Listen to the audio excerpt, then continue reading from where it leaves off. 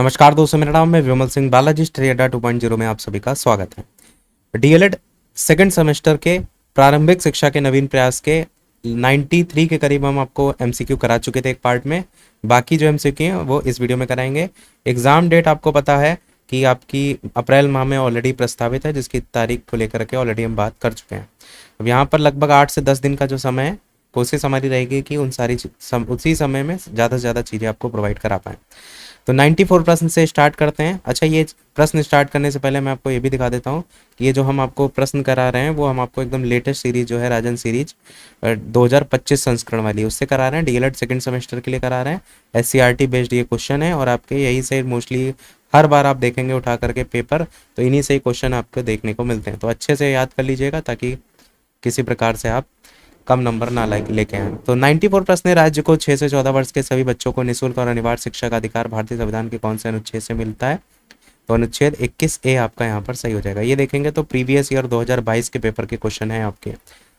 प्राथमिक स्तर पर मातृभाषा में शिक्षा उपलब्ध कराने का दायित्व राज्य का है, ये कौन से अनुच्छेद में आता है? तो ये आपका अनुच्छेद 350A के अंतर्गत आता है। 1882 में के पहले शिक्षा आयोग की अध्यक्षता किसने की थी? तो ये कोठारी जो है, ऑप्शन सा वाला सही हो जाएगा। कस्तूरबा गांधी विद्यालय योजना का जो क्षेत्र है वो इनमें से क्या है? तो ग्रामीण आपका क्षेत्र हो जाएगा। सभी को शिक्षा उपलब्ध कराने से संबंधित है, तो किससे संबंधित है? ऑपरेशन ब्लैक बोर्ड भी आता है इसमें, नवोदय विद्यालय भी आता है। वैसे ऑपरेशन ब्लैक बोर्ड ज़्यादातर जो सुविधाएं थी ना विद्यालय स्तर पर उसको लागू करने, उसमें ज़्यादा से ज़्यादा सुविधाएं लाई जा सके उसको लेकर के था। नवोदय विद्यालय भी, जिला शिक्षा और प्रशिक्षण परिषद भी, ये आंसर यहाँ पर सभी हो जाएगा। बीईपी क्या है? तो बीईपी होता है बेसिक शिक्षा परियोजना, ऑप्शन पहला वाला यहाँ पर हो जाएगा। मध्याह्न भोजन योजना का क्या उद्देश्य होता है? तो बच्चों में नामांकन वृद्धि भी करना होता है। मिड डे मील क्यों रखा जाता है? ज़्यादा से ज़्यादा बच्चे आ सकें, पूरे समय तक रोका जा सके, साथ ही स्कूल आने के लिए ज़्यादा से ज़्यादा प्रेरित भी किया जा सके। तो सभी आंसर हो जाएगा। भारत सरकार ने 1992 में संशोधित कार्यान्वयन कार्यक्रम को कितने खंडों में बांटा है? तो 23 खंडों में बांटा है। ऑपरेशन ब्लैक बोर्ड योजना का सुझाव किसके द्वारा दिया गया था? तो ये राष्ट्रीय शिक्षा नीति 1986 के द्वारा दिया गया था। बढ़िया क्वेश्चन है, याद रखने वाला क्वेश्चन है, याद जरूर रखिएगा। अगला है कि NEPGEL, इसमें किस कक्षा की अपवंचित लड़कियों के अध्ययन करने का प्रावधान है? तो यहाँ पर आपका आंसर 3 से 5 वर्ष जो है वो सही हो जाएगा। और ये फुल फॉर्म वगैरह भी एक एक नंबर में बहुत पूछ ली जाती है। तो NPEGL की फुल फॉर्म क्या होती है? National programme for education of girls at elementary level. National programme for education of girls at elementary level.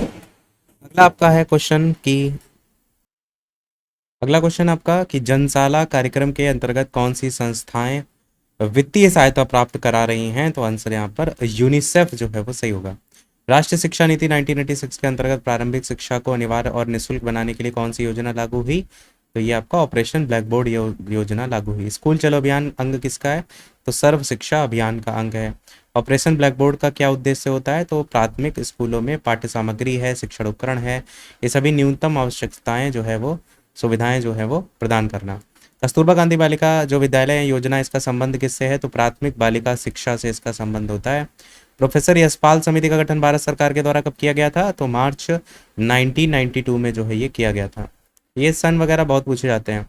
अब बहुत से व्यक्तियों की अपेक्षा थोड़े से व्यक्तियों को बहुत सा ज्ञान देना अच्छा है, कथन किसने दिया था? तो आपको पता है, लॉर्ड मैकाले ने ही निस्यंदन सिद्धांत दिया था, छनाई का सिद्धांत दिया था, और इन्होंने ही कहा था उच्च वर्ग को आप शिक्षित कर दें तो निम्न वर्ग स्वतः शिक्षित हो जाएगा। संपूर्ण साक्षरता अभियान का प्रेरक वाक्य क्या है? तो इसका वाक्य है एक पढ़ाए एक, पहला ऑप्शन। जिला शिक्षा और प्रशिक्षण संस्थान यानी डाइट की स्थापना कब की गई थी? 1986 की शिक्षा नीति। शिक्षा नीति आपको पता है कि अलग अलग समय में आई थी। एक 1986 में आई थी, एक संशोधित आई थी जो 1992 में आई थी। उत्तर प्रदेश में मध्याह्न भोजन योजना, मिड डे मील योजना कब प्रारंभ हुई थी? तो ये आई थी 15 अगस्त 1995 में। राष्ट्रीय अध्यापक शिक्षा परिषद का मुख्यालय कहाँ पर है? तो ये आपका मुख्यालय नई दिल्ली में है। भारतीय संविधान के कौन से अनुच्छेद के द्वारा प्रारंभिक शिक्षा को मौलिक अधिकार घोषित किया गया? तो ये अनुच्छेद 21 का के अंतर्गत आया।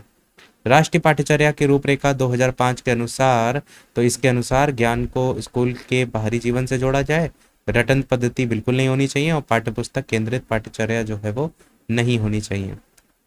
अब आप कहेंगे पाठ्यपुस्तक नहीं है तो क्या? तो कहेंगे छात्र केंद्रित होना चाहिए। सर्व शिक्षा अभियान को वित्तीय सहयोग देता है, कौन देता है? तो ये आपका केंद्र और राज्य सरकार दोनों के द्वारा। संविधान लागू किया गया था देश में कब? तो ये लागू किया गया था 26 जनवरी 1950 को। शिक्षा को मौलिक अधिकार के रूप में कब स्वीकार किया गया था? तो 1 अप्रैल 2010 को। शिक्षा को किसी निश्चित स्तर तक सभी लोगों को अनिवार्य और निःशुल्क रूप से उपलब्ध कराना है, तो ये आपका सार्वभौमिकरण कहलाता है। अगला है बेसिक शिक्षा अधिनियम 1972 का क्या उद्देश्य होता है? तो शैक्षिक कार्यक्रमों का प्रभावी क्रियान्वयन। प्राथमिक विद्यालय में न्यूनतम आवश्यक सुविधाएं सुलभ कराने की योजना आपकी इनमें से कौन सी है? ऑपरेशन ब्लैक बोर्ड, सभी को पता है। स्वतंत्रता के समय देश में कितने परसेंट जनसंख्या साक्षर हुआ करती थी? तो ये आपका 14% आपका यहाँ पर सही होगा, काफी कम परसेंटेज था। विद्यालय स्तर पर शिशुओं की मांसपेशियों का जो विकास होता है वो आप कहेंगे सृजनात्मक क्रियाकलापों से होता है। सर्व शिक्षा अभियान कौन सी एज में आपका देखने को मिलेगा? तो ये आपको 6 से 14 वर्ष तक की आयु जो है इससे संबंधित हो जाएगा। कस्तूरबा गांधी बालिका विद्यालय योजना किस वर्ग की बालिकाओं में साक्षरता की स्थिति बेहतर के लिए था? तो सभी के लिए था, चाहे वो अनुसूचित जाति जनजाति हो, अन्य पिछड़ा वर्ग हो, अल्पसंख्यक वर्ग हो। सर्व शिक्षा अभियान के अंतर्गत संचालित होने वाले कार्यक्रमों के लिए वित्तीय सहायता कौन प्राप्त है? तो ये आपका राज्य और केंद्र सरकार द्वारा दोनों हो जाएगा। कितने अंतराल के उपरांत पाठ्यचर्या के पुनर्विकास और समीक्षा का प्रावधान है? तो ये आपका 5 वर्ष बाद, पहला ऑप्शन हो जाएगा। महात्मा गांधी ने बुनियादी तालीम या फिर बेसिक शिक्षा का जो प्रस्ताव रखा था वो कब रखा था? तो ये आपका 1937 में जो है वो रखा था। माध्यमिक शिक्षा आयोग के अध्यक्ष कौन थे? तो डॉक्टर लक्ष्मण स्वामी मुदालियर। इंपॉर्टेंट क्वेश्चन है, कई बार पूछा जाता है, जरूर इसको याद रखिएगा। अगला है इनमें से किस स्तर के विद्यालय से बच्चों को स्वतंत्र रूप से विकसित करने के अवसर दिए जाने चाहिए? तो पूर्व प्राथमिक विद्यालय, ये आपका ऑप्शन यहाँ पर सही हो जाएगा, यहीं से देना चाहिए। अगला है ह्रास की जो समस्या है जिसको हम कमी भी कहते हैं, इससे क्या मतलब होता है? इसका मतलब होता है कि बीच में ही विद्यालय छोड़कर बच्चे का चले जाना, मतलब अगर 1 साल की अवधि का विद्यालय है तो बीच में ही 6 महीना के बाद छोड़ के चला जाता है, तो उसको लेकर के यहाँ पर बताया गया। मोस्टली देखते हैं ना, तो जैसे गांव वगैरह में खेती वगैरह हो जाती है, फसल कटने लगती है, इन सब चीज़ों में ही ये मेन देखने को मिलता है। पटेल एक्ट किससे संबंधित होता है? तो प्राथमिक शिक्षा में गुणात्मक परिमाणात्मक वृद्धि से संबंधित होता है पटेल एक्ट। राष्ट्रीय पाठ्यचर्या की रूपरेखा एनसीएफ 2005 के अनुसार मार्गदर्शक सिद्धांत में निहित है, तो पाठ्यचर्या का संवर्धन, पाठ्यपुस्तक पर केंद्रित होना, पहला ऑप्शन यहाँ पर सही होगा। हंटर कमीशन के समक्ष प्राथमिक शिक्षा को अनिवार्य और निःशुल्क करने का प्रस्ताव जो है वो किसने रखा था? तो दादा भाई नौरोजी ने रखा था हंटर कमीशन को लेकर के। राष्ट्रीय बाल श्रम परियोजना संचालित की गई थी, तो ये आपका नवी पंचवर्षीय योजना जो है इससे संबंधित थी। उत्तर प्रदेश के समस्त जिलों में स्कूल चलो अभियान जो था वो शुरू किया गया था, वही पूछा गया है कब शुरू किया गया था? तो सन 2004 में शुरू किया गया था। राष्ट्रीय साक्षरता मिशन की स्थापना के बाद सबसे पहले संपूर्ण साक्षरता अभियान, ये कब आपका जो है वो आया था?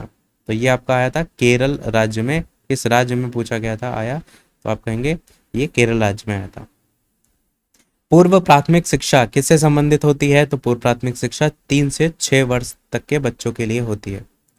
यस, पूर्व लग गया ना, इसीलिए इसमें कैटेगराइज हो जाता है। अगला है यशपाल समिति का जो गठन है, तो ऊपर क्वेश्चन आया था, मैंने बताया भी था कि 1992 यहाँ पर क्वेश्चन 2 तरीके से पूछा जाता है। अगर इनसे ये कहा जाए कि यशपाल समिति ने जो अपनी रिपोर्ट है वो कब प्रस्तुत की थी, तो आप 1993 के साथ जाएंगे, क्योंकि 1993 में अपनी रिपोर्ट सरकार को सौंपी थी। उसी रिपोर्ट का नाम था शिक्षा बिना बोझ के। और जब बात होती है कि गठन कब किया गया, तब आप जाते हैं 1992 के साथ, दोनों में अंतर है। बुनियादी शिक्षा से क्या संबंधित नहीं है, तो आप क्या कहेंगे कि बीजी खेर नहीं है, बाकी सभी हैं। पोषाहार वितरण योजना का उद्देश्य इनमें से कौन सा नहीं है?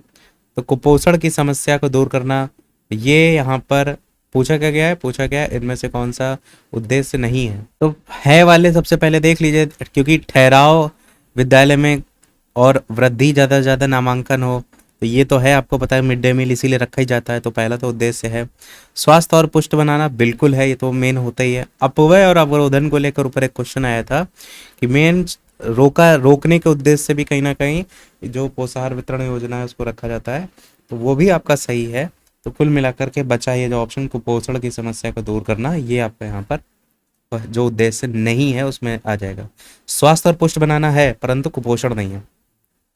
शिमला शिक्षा सम्मेलन 1901 का जो आयोजन है वो किया गया था, तो कब किया गया, किसके द्वारा किया गया था? लॉर्ड कर्जन के द्वारा किया गया था। राष्ट्रीय साक्षरता मिशन की स्थापना जो है वो कब हुई थी? तो 1988 में हुई थी। उत्तर प्रदेश में सभी के लिए शिक्षा परियोजना लागू की गई, कब की गई थी? तो 17 मई 1993 को।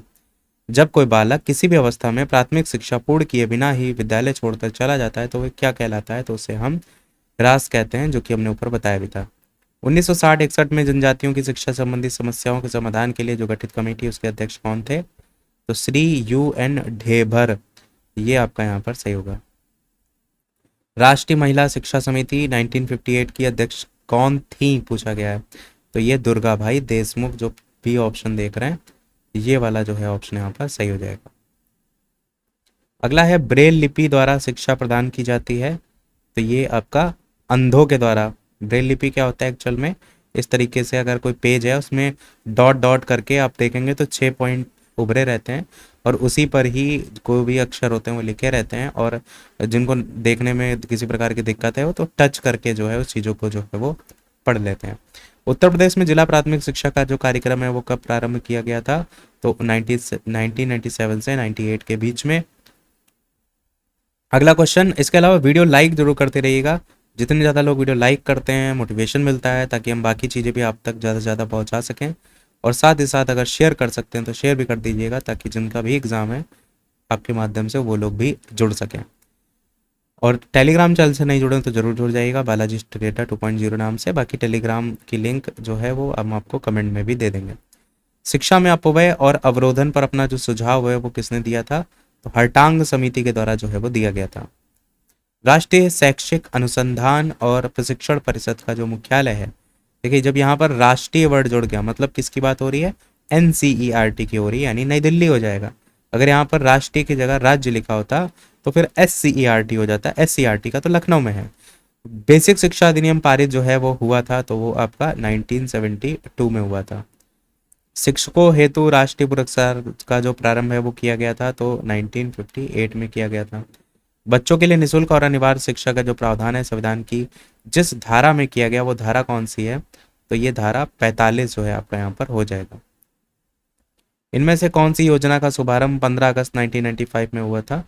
तो ये आपका पोषाहार वितरण योजना, मिड डे मील योजना जो है 15 अगस्त से, तो आपको पता ही है स्वतंत्रता दिवस के आधार पर आप इसे याद रख सकते हैं।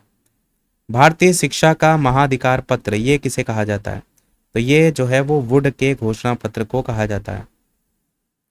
कोठारी आयोग ने बालिका शिक्षा संबंधी जो सुझाव दिया था वो पूछा गया इनमें से किसको लेकर के था? तो लोकमत निर्माण का, अंशकालिक रोजगार की व्यवस्था, मुफ्त पाठ्य पुस्तक की व्यवस्था, सभी हो जाएगा। हंटर कमीशन जो है वो कहते किसे हैं? तो भारतीय शिक्षा आयोग। ये वेरी वेरी इंपॉर्टेंट क्वेश्चन है, कई बार पूछा भी जाता है।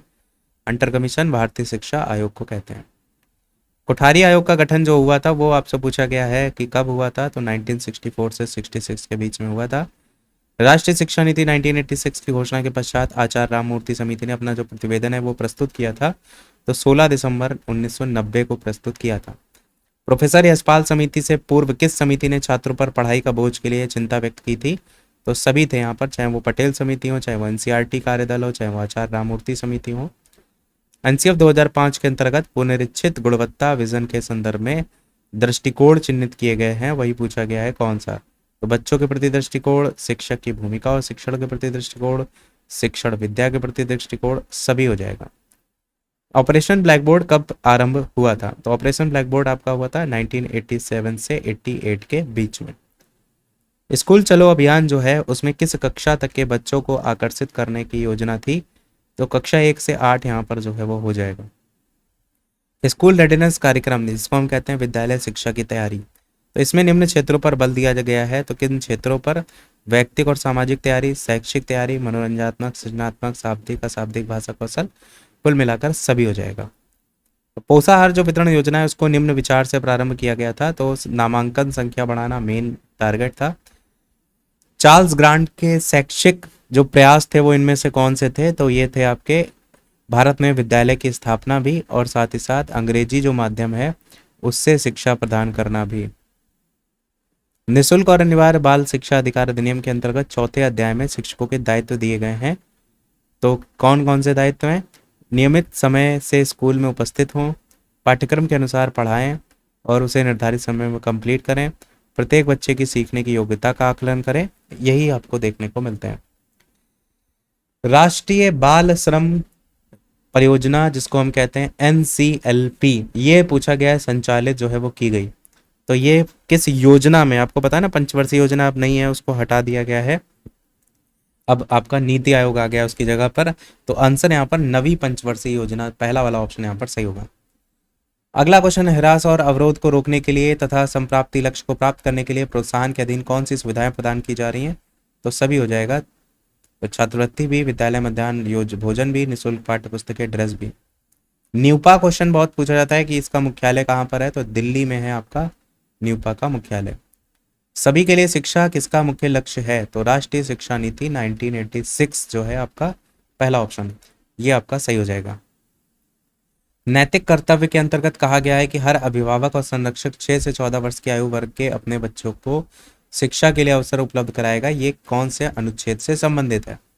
तो ये अनुच्छेद 51 का पहला ऑप्शन जो देख रहे हैं इससे संबंधित है। बाल अधिकार संरक्षण अधिनियम ये कब गठित हुआ था? तो ये आपका ये आपका सन 2005 में जो है वो गठित हुआ था। इनमें से कौन सा अनुच्छेद ऐसा है जो अल्पसंख्यक वर्गों के हितों के संरक्षण से संबंधित है? तो ये आपका 29(1) सा वाला ऑप्शन हो जाएगा। 6 से 14 वर्ष तक के जो बच्चे हैं उनको निःशुल्क और अनिवार्य शिक्षा का मौलिक अधिकार है, वो किस संविधान संशोधन द्वारा बनाया गया? तो ये आपका 86वें संविधान संशोधन, सा वाला ऑप्शन यहाँ पर जो है वो सही होगा। अगला, केंद्रीय सलाहकार जो बोर्ड है वो किसके नाम से जाना जाता है? ये सब क्वेश्चन 2020 के पेपर में आए थे, तो आपके जितने प्रीवियस ईयर हैं वो भी साथ में इसीलिए कवर हो रहे हैं। तो ये आपका हर्टांग समिति के नाम से जाना जाता है, केंद्रीय सलाहकार बोर्ड हर्टांग समिति के नाम से जाना जाता है। अगला है उच्च अध्ययन शिक्षा संस्थान, ये कहाँ पर स्थित है? तो ये आपका प्रयागराज के अंतर्गत पड़ता है, उच्च अध्ययन शिक्षा संस्थान। शिक्षा का अधिकार अधिनियम 2009 कब लागू हुआ था? तो ये आपका अप्रैल 2010 में लागू हुआ था। निम्न आयोग जो दे रखे हैं यहाँ पर, इनको इनके टाइमिंग के अकॉर्डिंग क्रम में लगाना है। तो सबसे पहले आपका वुड डिस्पैच का नियम, और उसके बाद आपका हंटर आयोग, उसके बाद आपका राधाकृष्णन आयोग, और सबसे आखिरी में आपका कोठारी आयोग। आंसर यहाँ पर ये इस प्रकार से सही हो जाएगा। उत्तर प्रदेश में मिड डे मील योजना कब लागू की गई थी? तो ये आपका 15 अगस्त 1995 को जो है वो लागू की गई थी। लास्ट वाला क्वेश्चन पूछ रहे हैं हम आपसे, जिसका आंसर वीडियो के मेन कमेंट में बताइएगा, और इसी के साथ हमारे सारे जो MCQ हैं वो जो है वो होते हैं समाप्त। अब बाकी जो और विषय हैं उसके भी MCQ हम इसी प्रकार से जो है वो करा देंगे। तो ये क्वेश्चन आपके लिए, अध्यापक शिक्षा हेतु नियामक संस्था कौन सी? CTE, NCTE, MHRD या NCERT? बाकी कोई सुझाव हो आपका कि ये कराने को लेकर के, तो ऐसी कोई चीज़ हो तो कमेंट में जरूर लिखिएगा, ताकि उस सुझाव पर हम काम कर सकें। साथ ही MCQ के अलावा वन लाइनर है और लघु उत्तरीय प्रश्न वगैरह हैं, उनको भी कराएंगे, परंतु वीडियो को लाइक शेयर जरूर करते रहिएगा ताकि मोटिवेशन हमें मिलता रहे। तो अभी के वीडियो में इतना ही, तो प्रश्नों कमेंट में पूछ लीजिएगा, वीडियो लाइक शेयर सब्सक्राइब कीजिएगा। मिलते हैं अगले अपडेट में, तब तक के लिए सभी को नमस्कार, जय हिंद।